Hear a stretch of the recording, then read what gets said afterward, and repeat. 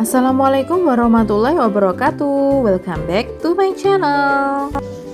Hari ini kita akan belajar tema 1 subtema 2 muatan pelajaran IPS materi karakteristik geografis Indonesia. Apakah kalian sudah siap untuk belajar hari ini?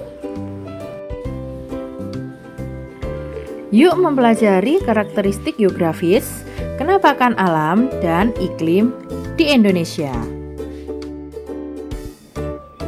Indonesia negara kepulauan terbesar di dunia. Lebih dari 13.000 pulau, baik yang besar maupun yang kecil menjadi bagian dari wilayah Indonesia. Pulau yang paling padat penduduknya adalah Pulau Jawa. Dan pulau yang paling jarang penduduknya adalah Pulau Papua.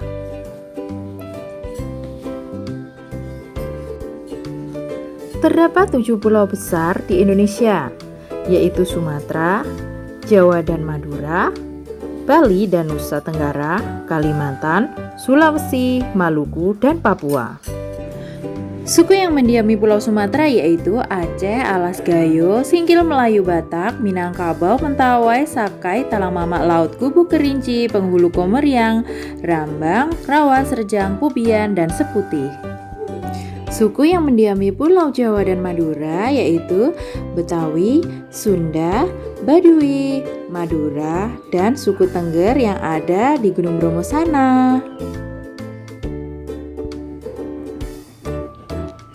Suku yang mendiami Pulau Bali dan Nusa Tenggara yaitu Bali, Sasak, Sumba, Dongo, Rote, Sabu, Flores, Dawan, dan suku Buna. Suku yang mendiami Pulau Kalimantan yaitu Dayak, Kayau, Pontianak, Kapuas, Ote Danum, Maanyan, Punan, Ngaju, Laut, Banjar, dan suku Melayu. Suku yang mendiami Pulau Sulawesi yaitu Sangir, Talaut, Minahasa, Mongondo, Gorontalo, Tolaki, Landare, Kaili, Kulawi, Pamona, Mori, Belantak, Bugis, Toraja, dan Mandar.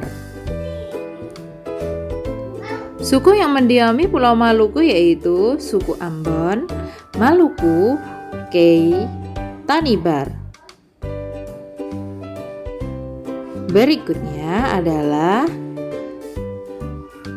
suku yang mendiami Pulau Papua, diantaranya suku Dani, Biak, Sentani, dan Asmat. Berikut ini kenampakan alam yang ada di Indonesia. Yuk simak bersama, apa saja sih kenampakan alam yang ada di Indonesia? Gunung dan pegunungan.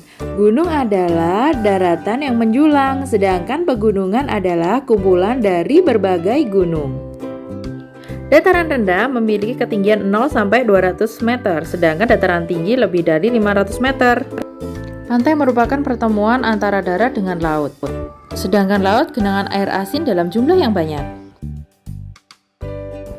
Tanjung adalah daratan yang menjorok ke lautan.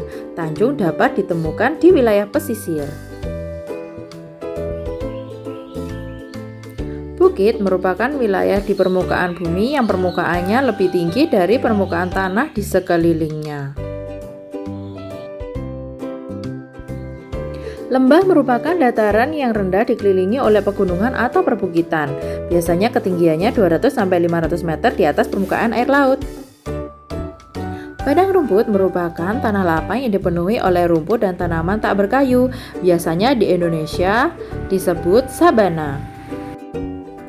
Sungai merupakan kenampakan alam berupa aliran air dalam jumlah yang besar. Wilayah Indonesia, terutama di Pulau Jawa, banyak sekali dialiri oleh sungai. Danau adalah genangan air tawar pada cekungan luas di daratan. Contoh danau yaitu Danau Toba yang di tengahnya terdapat Pulau Samosir. Rawa adalah lahan genangan air yang terjadi sepanjang masa dan tanahnya berlumpur.